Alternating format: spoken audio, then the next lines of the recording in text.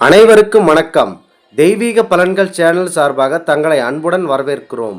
இன்று நம் காணொளியில் காண விரும்புவது கிருஷ்ணரின் உபதேசத்தால் ரிஷி பஞ்சமி விரதம் இருந்து பெண்களின் சாபத்தை போக்கிக் கொண்ட தர்மரை பற்றி இந்த காணொளியில் விரிவாக பார்க்கலாம். வாருங்கள் காணொளிக்கு செல்லலாம். மறக்காமல் ஒரு சப்ஸ்கிரைப் செய்யவும். ஒரு காலத்தில் தர்மபுத்திரர் அவர்கள் கிருஷ்ண பெருமான் அவர்களிடம் சென்று, எங்களுடைய குடும்பத்தில் பெண்களால் மிக பெரிய சாபம் ஏற்பட்டு எங்களுடைய குடும்பத்தில் உள்ள அனைத்து மகிழ்ச்சியும் பறிபோய்விட்டது. இதற்கு சாப விமோச்சனமாக ஏதாவது ஒரு பரிகாரம் சொல்லுங்கள் என்று கிருஷ்ணர் அவர்களிடம் தர்மர் கேட்டுக்கொண்டார். அதற்கு கிருஷ்ண பரமாத்மா அவர்கள் உண்மையாக நடந்த நிகழ்வினை ஒன்றை கூறுகிறார். இந்திய நாட்டில் உள்ள மத்திய பிரதேச மாநிலத்தில் இருக்கிறது விதர்பா என்னும் இடமாகும். அந்த ஊரில் ஜியநேயாஜித் என்ற ஒரு அரசர் ஆண்டு வந்தார்.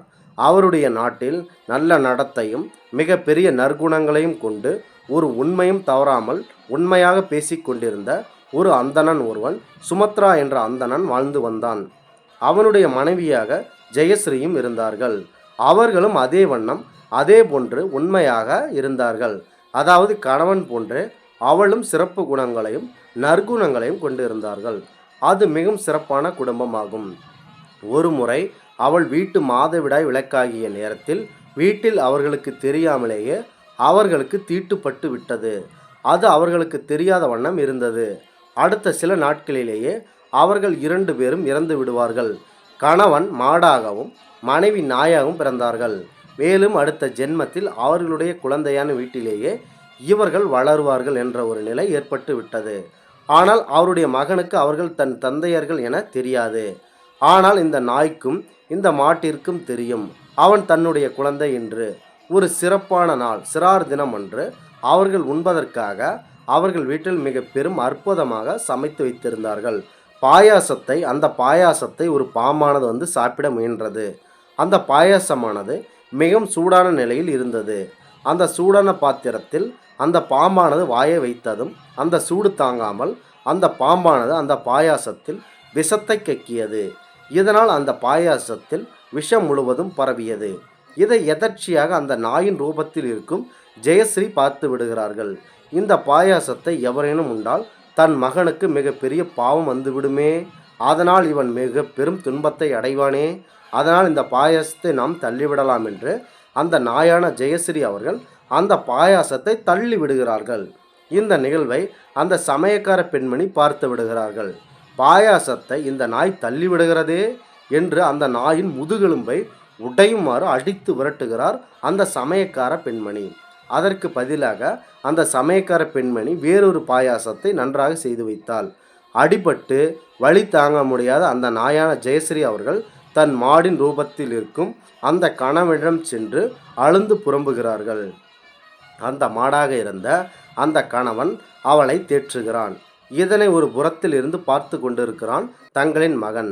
இந்த அந்தனின் மகனுக்கு அனைத்து விதமான சாஸ்திரங்களையும் நன்கு படித்து அறிந்தவன் இந்த அந்தணன் மகன். இந்த 2 நாயும் பசும் பேசிக்கொண்டிருப்பதை கேட்டான். அவருக்கு விலங்குகளின் பாசை மிக சுலபமாக தெரியும். இதனால் ஏதேனும் தவறு நடந்துவிட்டதே, பூர்வ ஜென்மத்தில் நமக்கு தந்தையராக இருந்தவர்கள் தான் தற்போது நாயாகவும் மாடாகவும் இருக்கிறார்கள் என்று தன் தந்தை படும் கஷ்டத்தை அந்த மகன் தெரிந்து கொண்டான் இவர்கள் உரையாடுதன் மூலம். இது தன் தந்தையின் திவச நாளில் அவரை மனது புண்படும்படி பேசிவிட்டுமே என்று வருத்தப்படுகிறான். உடனே அவர்கள் இருவரையும் அழைத்து வீட்டிற்கு அழைத்து சென்று அவர்களை புனிதமாக நீராடச் செய்து இருவர்களையும் அழைத்து வீட்டிற்குள் சென்று அவர்களுக்கு நெய்வேத்தியம் தருகிறான். முன்பு இருவரையும் வணங்கிவிட்டு அவர்களின் சாபத்தை போக்க ஒரு முனிவர் அவர்களிடம் அழைத்து செல்கிறான் இருவர்களையும். அதற்கு அந்த ரிஷி முனிவரும் பஞ்சமி விரதத்தின் சிறப்புகளை எடுத்து கூறி, பஞ்சமி விரதம் இருந்தால் தங்களுடைய பெற்றோர்களுக்கு இந்த சாப விமோச்சனம் கிடைக்கும் என கூறுகிறார் அந்த ரிஷி. இதனால் அவருடைய தாய் தந்தை சாப விமோச்சனத்தை அடைகிறார்கள். இதனால் கிருஷ்ண பரமாத்மா அவர்கள் தர்மனிடம் என்ன சொல்கிறார் என்றால், யார் ஒருவர் முறையாக, அதாவது ஒரு பெண்ணும் ஆணும் இந்த ரிஷி பஞ்சமி விரதம் கடைபிடிக்கிறார்களோ அவருடைய வாழ்க்கையில் செல்வங்கள் மற்றும் திருமண தடை, குழந்தை பேறு மற்றும் நோய் நொடிகள் இன்றி மிகவும் மகிழ்ச்சியுடன் வாழ்வார்கள் என்பது ஆன்மீக விதி என்று கூறுகிறார். தர்மர் இந்த விரதத்தை கடைபிடித்து தங்கள் வீட்டில் இருக்கும் பெண்கள் சாபத்தை போக்கிக் கொண்டார். இந்த ரிஷி பஞ்சமி நாளில் நீங்கள் உயர்ந்த நீர்நிலைகள் மற்றும் ஏரி, குளம், குட்டை ஆகியவற்றில் குளித்து முடித்துவிட்டு ஞாயிறு தளவில் நீங்கள் பல் துலக்கி கொண்டு நெல்லிக்காய் பொடியை நீங்கள் தலையில் தேய்த்து கொண்டு குளிக்க வேண்டும். பிறகு 7 பெரியோர்களை வீட்டிற்கு அழைத்து அவர்கள் 7 பேரும் மிக பெரிய முனிவர்களாக நினைத்து நீங்கள் அவர்களுக்கு நைவேத்தியம் கொடுத்து இந்த பூஜையை முடிக்க வேண்டும். அன்று இரவு முதல் மிகப்பெரிய 7 முனிவர்களின் திருநாமத்தை பாட வேண்டும். இவ்வாறு நீங்கள் செய்து வந்தால் உங்கள் வாழ்க்கையில் நல்ல ஒரு வெற்றி அமையும். விநாயகர் சதுர்த்திக்கு அடுத்த நாள் வரும் திதி இந்த ரிஷி பஞ்சமி திதியாகும். இன்றைய நாள் கண்டிப்பாக விரதம் இருங்கள். இந்த ஆன்மீக தகவலை உங்களுக்கு பகிர்ந்தமைக்கு தெய்வீக பலன்கள் சேனல் சார்பாக நாங்கள் மிகுந்த பெருமை கொள்கிறோம். மீண்டும் ஒரு நல்லதொரு காணொளியில் உங்களை சந்திக்கிறோம். நன்றி, வணக்கம்.